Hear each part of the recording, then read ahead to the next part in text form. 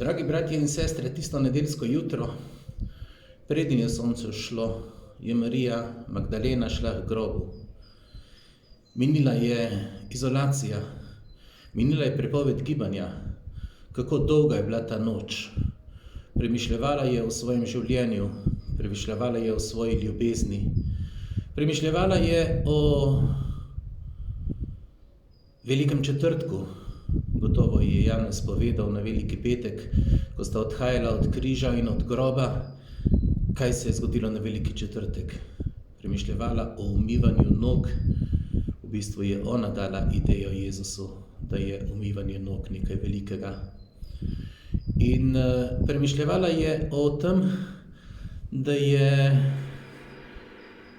bil po krivici obsojen in sojen, ker si je po svoje razlagal postavo, malo drugače kot tisti učitelji postave.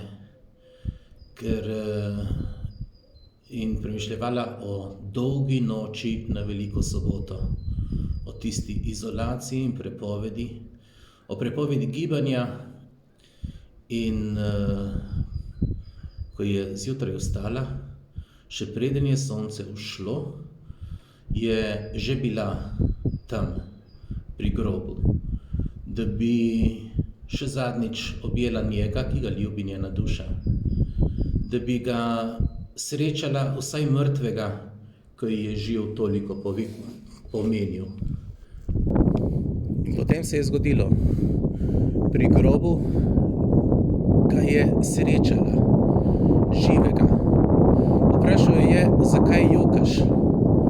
Jokam zaradi noči, zaradi te dolge, velike noči, ki jo doživlja človeštvo. Jokam zaradi ljubezni, zaradi te skrite ljubezni, ki jo čuti človeštvo.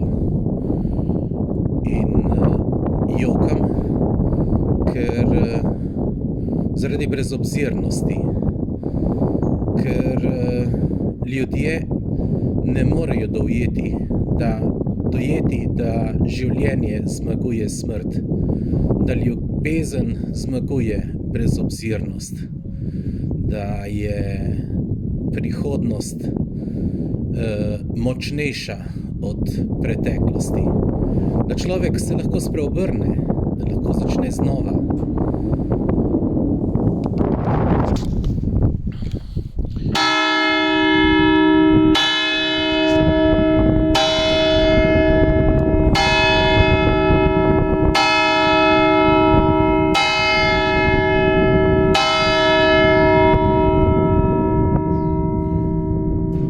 Dragi prijatelji, dragi bratje in sestre, drage skavtinje in skavti, voščim vam veselo, res veselo veliko noč.